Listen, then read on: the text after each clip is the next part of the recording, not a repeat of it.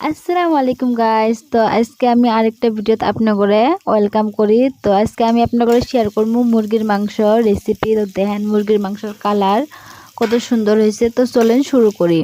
তো প্রথমে আমি একটা মুরগি সুন্দরভাবে কাইটে ধুয়ে নিছি। তো এখন আমি এই জায়গায় দিয়ে দিলাম আদা রসুনের পেস্ট। তারপরে এই জায়গায় আমি পেঁয়াজ কুচি করে কেটে নিছি। তো এগুলো ভালো করে হাত দিয়ে মশলায় দিয়ে দিলাম সুন্দরভাবে এইভাবে দেখেন। তারপরে দিয়ে দিলাম গোটা রসুন 3টে।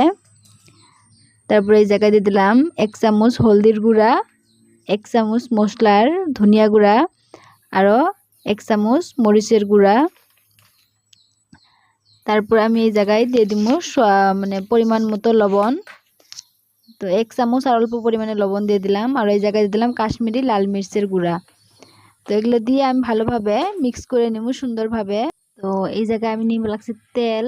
তো তেল দিয়ে তেল দিয়ে সুন্দরভাবে সুন্দরভাবে হাত দিয়ে মিক্স করে নিব। তো এইভাবে যখন মিক্স করা হয় সুন্দর একটা স্মেল আসে, বহুত সুন্দর একটা স্মেল বাড়ায় এইভাবে তেল ঠেল দিয়ে মশলাপাতি দিয়ে মাংস মিক্স করলে। তো দেখেন এটা আমি হাত দিয়ে সুন্দরভাবে মিক্স করে নিব। দেখেন কত সুন্দর দেহাত কালারই কত সুন্দর হয়ে গেছে এখনই। তো দেখেন এই যে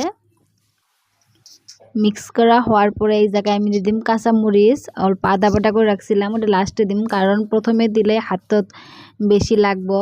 সো লাস্টে অল্প দিয়ে হাত দিয়ে খালি সামান্য পরিমাণে মিক্স করে এটা আমি 10 থেকে 15 মিনিটের কারণে ঢাকে রেখে দিব। তো 10 থেকে 15 মিনিট পরে এই জায়গায় আমি কড়াইয়ের তেল দিয়ে দিলাম।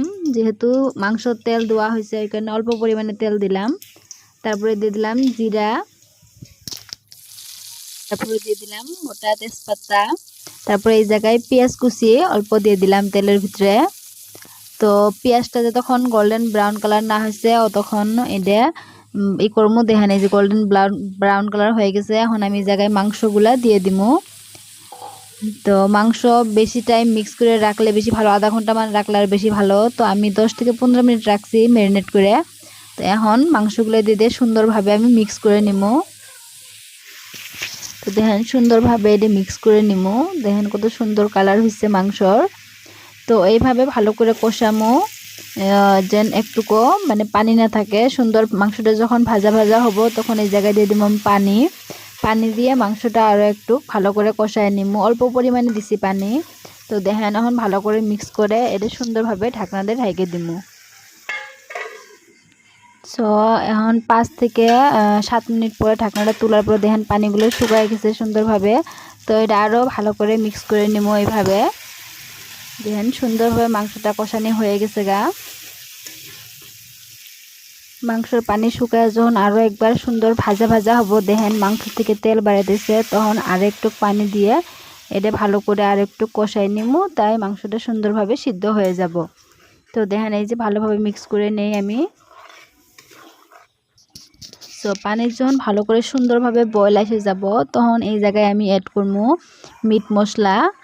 তো মিট মশলা গরম মশলা যে কোনো ইউজ করলে পান বা দুটোই ইউজ করলেও হয়। তো এই জায়গায় আমি ইউজ করলাম মিট মশলা। তো মিট মশলা ইউজ করার পরে দেখেন পানিটা সুন্দরভাবে শুকিয়ে গেছে। আমি মাংস ঝোল রাখবো না, তো এটা একদম মাখা মাখা কষা কষা করে বানাবো। তো এইভাবে মুরগির মাংস বানালে বহুতই টেস্টি হয়। এইভাবে ম্যারিনেট করে বানাবেন আরও বেশি টেস্টি হয়।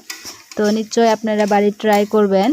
তো আমার ভিডিওগুলো যদি আপনাদের ভালো লাগে তো প্লিজ আমার চ্যানেলটা ফলো করে দিয়েন, আর ভিডিওতে একটা লাইক শেয়ার মেরে দিয়েন।